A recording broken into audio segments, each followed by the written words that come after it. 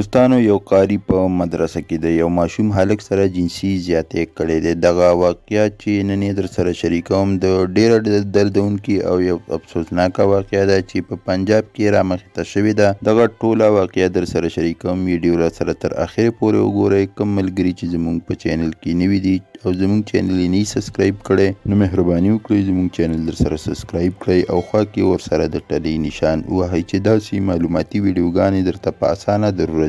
سلامونه دوستانو، که وګورئ نو داسې ډېرې واقعګانې په مدرسو کې راځي، لیدلې کېږي او تاسو به هم اورېدلي وي چې اکثر پکې قاریان د ماشومانو سره دغسې جنسي زیاتې کوي او بیا یې ټارچر کوي چې په کور کې به څه نه وایي نو یا هو هغه هلک د مدرسې نه انکاري شي او یا زیاتر خودکشي وکړي. نو دوستانو دغه واقعه چې څو ورځې مخکې په پنجاب کې رامخته شوې ده چې د مدرسې یو قاري د خپل ماشوم شاګرد سره په زوره بدکاري کړې ده.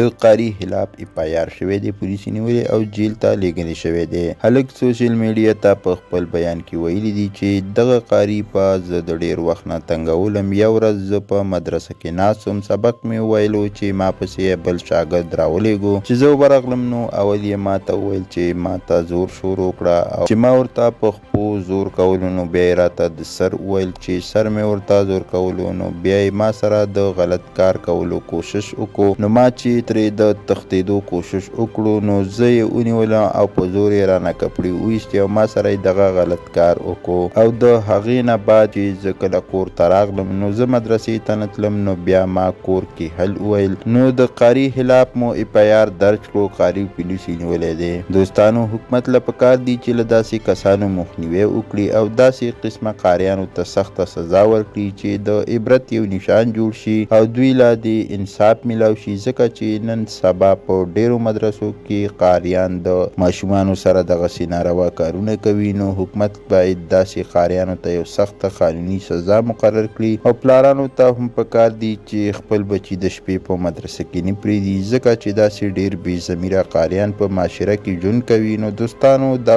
یو افسوسناک خبر چې در سره مو شریک کړو. مننه کوم چې ویډیو مې را سره تر اخرې پورې وکتله او د بلې ویډیو پورې د لوی الله په امان.